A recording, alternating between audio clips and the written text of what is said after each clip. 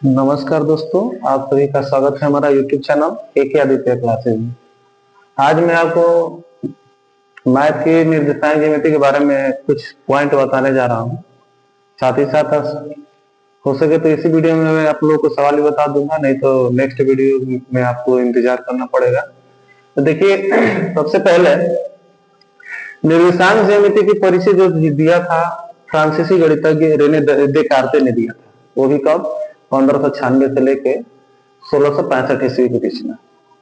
यही एक ऐसे गणितज्ञ थे जो सबसे पहले ये बताए थे कि निर्देशांक ज्यामिति को हम कार्तीय ज्यामिति भी कहते हैं। मतलब हम एक तरह से कह सकते हैं कि इस पूरे मतलब चैप्टर को, चाहे इस टॉपिक को नाम रखने वाले निर्देशांक ज्यामिति या कार्तीय ज्यामिति जो भी नाम रखे वो कौन रखने वाले थे? रेने देकार्ते। यानी हम कह सकते हैं कि निर्देशांक ज्यामिति या कार्तीय ज्यामिति नाम रखने वाला कौन था?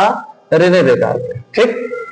अब आपको बता रहे हैं कि निर्देशांक ज्यामिति में जो पॉइंट है, पहला पॉइंट है हमारा रेखाखंड का मध्य बिंदु।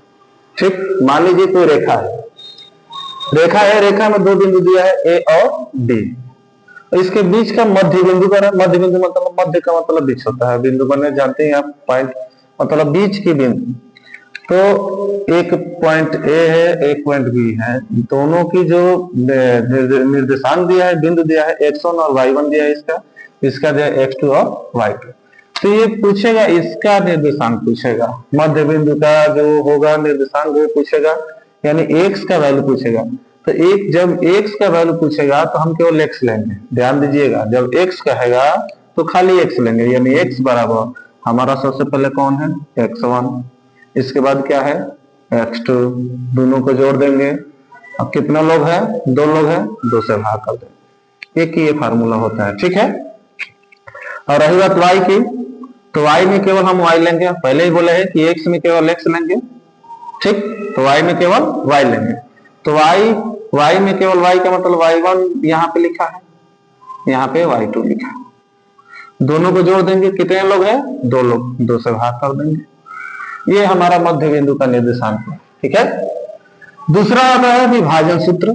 विभाजन सूत्र का मतलब बंटवारा सूत्र। ये भी आप जानते हैं, विभाजन सूत्र मतलब बंटवारा सूत्र। विभाजन सूत्र मतलब देखिए, एक ए यहाँ पे ए बिंदु दिया रहेगा, यहाँ पे बी बिंदु दिया रहेगा, बीच में जो होगा सी होगा, और सी को ए और सी को विभाजन करेगा यहाँ पे एम, और सी और बी को यहाँ पे विभाजन करेगा एन। यानी दोनों बिंदुओं को विभाजन जो करेगा वो हमारा एक ये निर्देशांक होगा, एम और एन। ठीक है। कितने लोग इसको m1 और m2 के नाम से भी जानते हैं, लेकिन हम m और n के वो भी सूत्र बताएंगे आपको।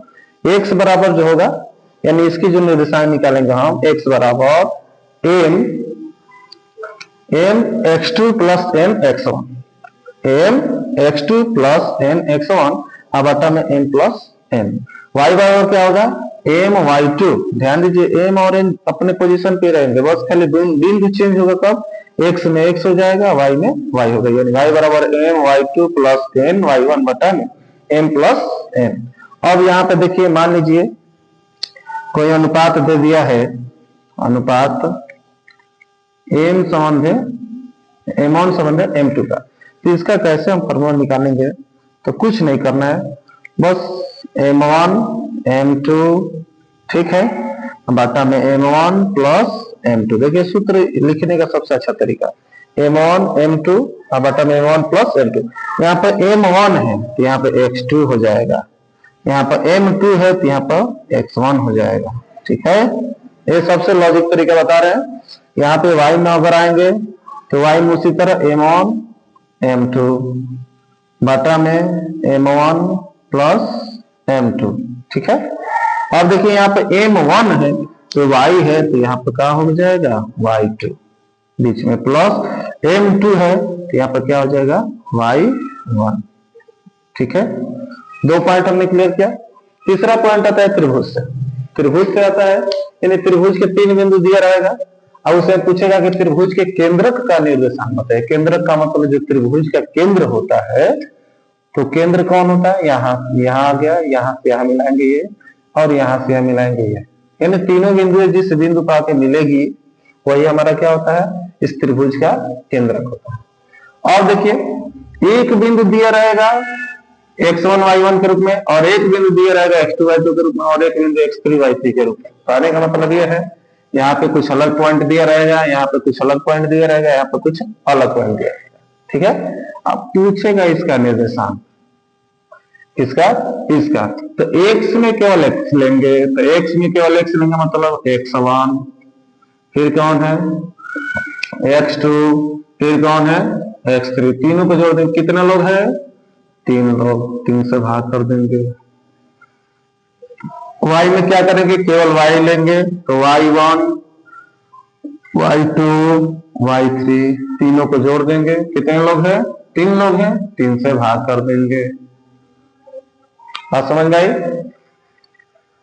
ये सवाल होगा कब, जब त्रिभुज के 3 गो बिंदु दिया रहेगा, तो 3 बिंदु दिया रहेगा, उसमें केंद्र का निर्देशांक पूछेगा, तब ये हम फॉर्मूला x के लिए इसका मान करें, x का मान निकालने के लिए सूत्र का प्रयोग करेंगे, और y का मान निकालने के लिए ये सूत्र का प्रयोग करेंगे, और ये केंद्र का निर्देशांक हमारा आ जाएगा। चौथा पॉइंट आता है, दो बिंदुओं के बीच की दूरी। दो बिंदु दिया रहेगा, एक बिंदु का निर्देशांक होगा x1 y1 और एक बिंदु का x2 y2। कहने का मतलब है यहाँ पे कुछ अलग पॉइंट दिया रहेगा, यहाँ पे कुछ अलग पॉइंट है। दोनों के बीच की दूरी पूछेगा, तो दोनों के बीच की दूरी करड़ी में होता है x1 माइनस x2 के whole square plus y1 minus y2 के होल स्क्वायर। कितने लोग इसे ऐसे भी लिखते हैं, और लगा दे रहे हैं ताकि अच्छा समझ में आ जाए, x2 माइनस x1 के whole square plus y2 minus y1 के होल स्क्वायर। कितने लोग ऐसे भी लिखते हैं, अपना लिखने का तरीका है। बस इतना याद रखिए कि जब किसी भी संख्या का हम स्क्वायर करेंगे तो चिन्ह से उसका मतलब नहीं रहेगा। चिन्ह जो यहाँ पे घट के जो आएगी, अगर मान लीजिए माइनस में, मान लीजिए -3 आ गया हमारा घट के यहाँ से, तो -3 का स्क्वायर करेंगे तो भी कितना होगा, 9 ही होगा। अगर घटाने पर x2 में से x1 घटाएं, खाली 3 आ गया, तो 3 का स्क्वायर भी कितना होगा, 9। यानी मान में कोई अंतर आया ही नहीं, कोई आया ही नहीं। इसका मतलब हम फॉर्मूला हम ये भी लगा सकते हैं और ये भी लगा सकते हैं, दोनों में से कोई लगा सकते हैं। ठीक है, आगे बढ़ते हैं। आगे एक और सवाल आता है कि 3 बिंदु अगर दिया रहेगा, है ना, यदि कोई 3 बिंदु कहेगा कि 3 बिंदु है या तीनों संरेख है, तो सिद्ध कीजिए कि वो संरेख है तो कैसे है। तो जब भी 3 बिंदु दिए रहेगी, है ना, तीनों बिंदु का तो निर्देशांक जाहिर सी बात है कि दिया रहेगा।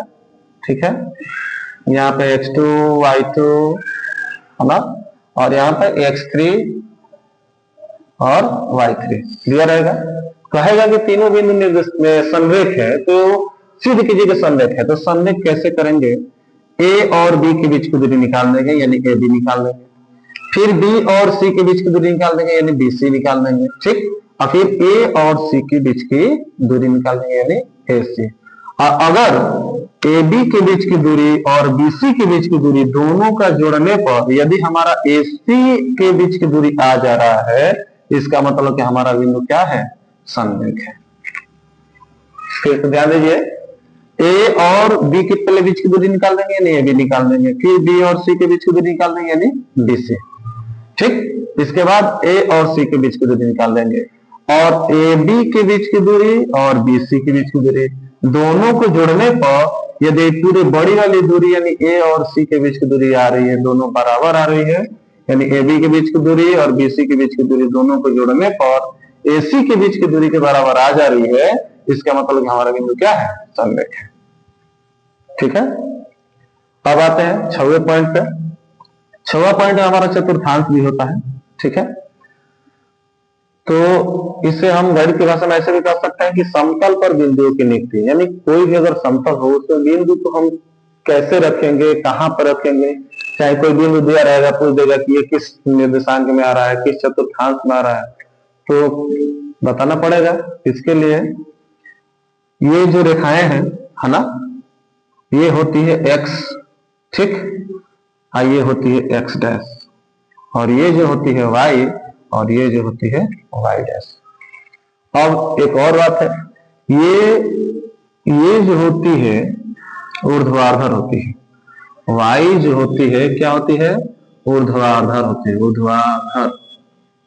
ऊर्ध्वाधर होती है। थोड़ा सा होगा इधर उधर, एक्स जो होती है क्षैतिज होती है, ठीक है। एक्स जो होती है क्षैतिज, जो ऐसे रहेगा उसे क्षैतिज कहेंगे। ऊर्ध्वाधर का मतलब ऊपर नीचे, ऊ से ऊर्ध्वाधर और ऊ से ऊपर नीचे, तो जो ऊपर नीचे रेखा रहेगी उसे ऊर्ध्वाधर कहेंगे, सबसे अच्छा तरीका। ये दोनों बिंदु जिस बिंदु पे एक दूसरे को प्रतिच्छेद करते हैं यानी काटती है, दोनों बिंदु एक दूसरे को जहां पे काटते हैं, इसी को हम क्या कहते हैं? मूल बिंदु कहते हैं। क्या कहते हैं? मूल बिंदु। और मूल बिंदु का जो निर्देशांक होता है वो क्या होता है? एक्स का मान भी 0 होता है और वाई का मान भी 0 होता है। यहां तक समझ में आएगा। और देखिए, अब हमको देखना है कि किस चतुर्थांश में x का मान प्लस होता है और किस चतुर्थांश में y का मान प्लस होता है, चाहे दोनों प्लस होता है या दोनों में से कोई एक प्लस एक माइनस, ये सारी बातें देखेंगे। तो देखिए, यहां से हम स्टार्ट करते हैं, यानी घड़ी की उल्टी दिशा से एंटी क्लॉकवाइज चलेंगे। तो ये फर्स्ट पहला चतुर्थांश, ये दूसरा चतुर्थांश, ये तीसरा चतुर्थांश और ये चौथा चतुर्थांश। और पॉइंट वाली बात आ रही है। देखिए, पॉइंट लिखने से पहले दो चीज को हमेशा याद रखिएगा। अगर दाहिने साइड का है, दाहिने साइड है ना, दाहिने साइड या दाईं साइड अगर का है, दाईं ओर का है तो प्लस की ओर चलेंगे, है ना। इसी के उल्टे बाईं ओर अगर का है, किस ओर? बाईं ओर, तो माइनस की ओर चलेंगे, है ना। बाईं जाएगा तो माइनस, दाईं ओर का आएगा तो प्लस। ऊपर की जब बात करेगा तो प्लस और नीचे की बात करेगा तो माइनस। ये सबसे मेन पॉइंट है। अगर ये चतुर्थांश आपको पूरा कंठस्थ करना है तो ये पॉइंट आप याद रखिए कि यदि दाईं तरफ जाएगा तो प्लस होगा, बाईं तरफ जाएगा तो माइनस होगा, ऊपर की तरफ जाएगा तो प्लस होगा और नीचे की तरफ आएगा तो माइनस होगा। ये चीज आप याद रखिए। अब देखिए, पहले चतुर्थांश में ये रहे हमारे एक्स महाराज, तो एक्स महाराज किधर है? दाहिने साइड में। तो दाहिने साइड में अभी हमने कहा कि जो दाहिने होगा वो क्या होगा? प्लस। इसके बाद हो गया हमारा वाई, वाई जो किधर है? ऊपर की तरफ है, तो ऊपर भी अगर कहेगा तो क्या कहेंगे? प्लस, ठीक। और कभी भी पॉइंट हम पहले एक्स का मान लिखते हैं, इसके बाद वाई लिखते हैं, निर्देशांक ज्यामिति के रूल है ना। चाहे हमारे अल्फाबेट में भी पहले एक्स आता है तभी वाई आता है। अब दूसरे चतुर्थांश में आइए, तो पहले एक्स पे हम चलेंगे। तो एक्स किस साइड है? तो एक्स है बाएं साइड, तो जब भी बाईं साइड होगा क्या करेंगे? माइनस, यानी एक्स क्या हो जाएगा? माइनस। वाई किधर है? ऊपर की तरफ, तो ऊपर की तरफ माने प्लस, ठीक है। तीसरा चतुर्थांश में आते हैं, तो तीसरा चतुर्थांश में एक्स किधर है? बाएं साइड में, तो बाएं साइड बने माइनस। वाई किधर है? नीचे है, तो नीचे होगा तो भी क्या होगा? माइनस, ठीक है। चौथा चतुर्थांश में आते हैं, तो एक्स किधर है? दाहिने साइड यानी प्लस। वाई किधर है? नीचे की तरफ है, नीचे की तरफ माने माइनस, यानी ये हो गया। अब एक और चीज हम अपने तरफ से आपको बता रहे हैं, दो चीज आपके लिए याद रखिए। ये पहला में प्लस प्लस, दूसरा में माइनस प्लस। अगर ये दोनों हो गया, ये इसके एकदम डायरेक्ट आप उल्टा कर दीजिए। यहाँ पे प्लस है, यहाँ पे माइनस कर दीजिए, यहाँ पे प्लस है, यहाँ पे माइनस कर दीजिए। और यहाँ पे माइनस है तो यहाँ पे प्लस कीजिए, यहाँ पे प्लस है तो यहाँ पे माइनस कीजिए। सीधा सीधा ये दोनों याद रखिए कि पहला चतुर्थांश में एक्स है जो दाहिने साइड है, वाई जो है ऊपर की तरफ है, तो दोनों प्लस हो गया। और दोनों प्लस प्लस यानी इसका उल्टा, प्लस को उल्टा माइनस, प्लस को उल्टा माइनस, सीधा। इसमें आइए, एक्स जो है बाएं साइड में यानी माइनस हो गया, वाई जो है प्लस ऊपर की तरफ साइड में है तो प्लस हो गया। तो माइनस को उल्टा प्लस, प्लस को उल्टा माइनस। याद नहीं करना, बस इसी को हो जाएगा, ठीक है। और ये 6 पॉइंट जो है सबसे इंपोर्टेंट है। और एक और चीज आपको बता दे रहे हैं, है ना, यहाँ पर अगर एक अक्ष की बात करें तो एक अक्ष को हम भुज के नाम से भी जानते हैं और वाई अक्ष को कोटि के नाम से जानते हैं। वाई अक्ष को कोटि के नाम से जानते हैं। सवाल में मतलब घुमाने की जो बात करेगा यहीं से कर देगा। जैसे मान लीजिए दे देगा ऐसे बिंदु 3 और 2,